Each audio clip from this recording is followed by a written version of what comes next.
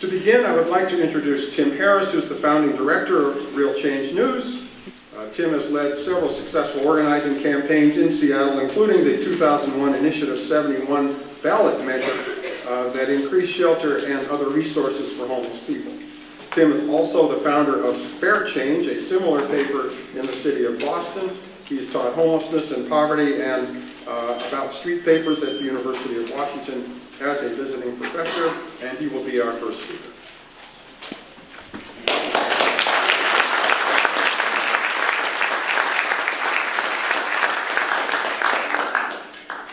So, a lot of people think of homelessness as being about the lack of affordable housing.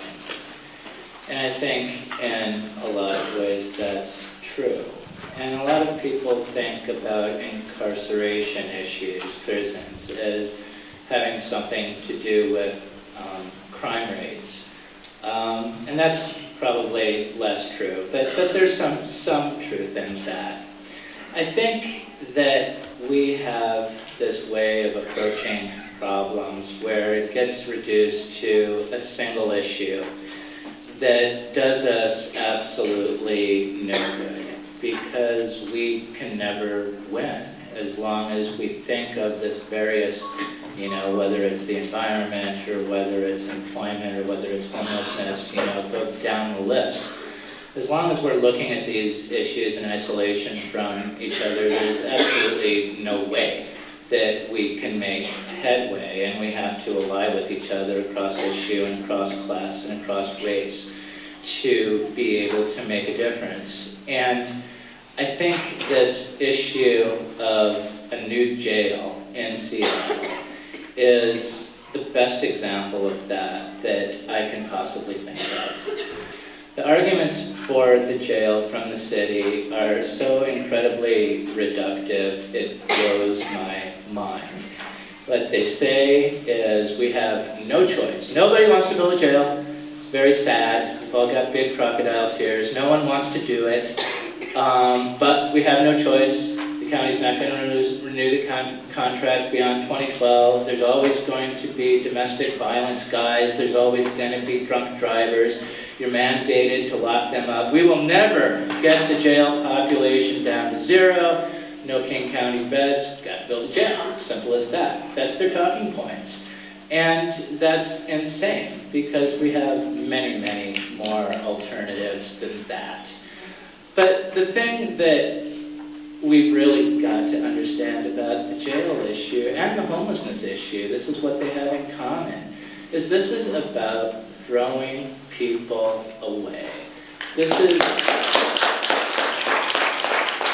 is about a global economy and the highest rates of inequality in the United States since 1928, the rates of which are only accelerating. This is about the bottom 10 to 15% of the economy being written off, thrown to the wolves. This is about an incarceration system that in a span of 25 years has grown by 5 times. Rates of incarceration were fairly steady through 1975. Then you get the hockey stick. Mass homelessness had pretty much been eliminated up until about 1975. You get the hockey stick.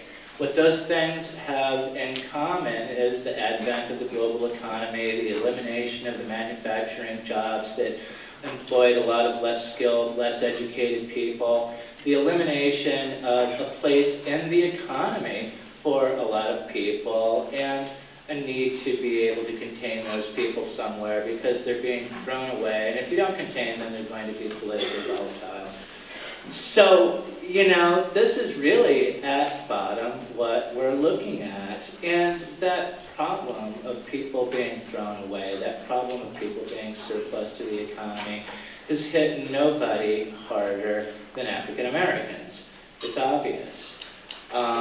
You have people who are living in economically devastated communities who have crap education opportunities a lot of time and are severely underemployed, highest rates of unemployment of any group in the United States.